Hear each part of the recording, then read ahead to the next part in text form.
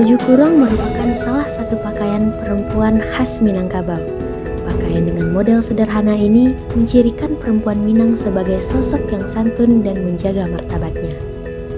Baju kurung memiliki banyak variasi warna dan biasanya dipadukan dengan kain songket sebagai bawahannya.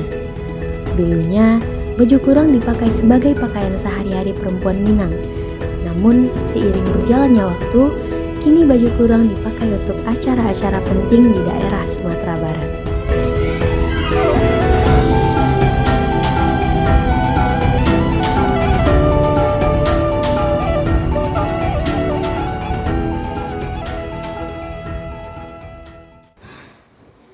Dari mana dia? Nggak tahu, lihat dulu nih. Lengkap Pak, mau mulai. Mulai. Kami dari Tare.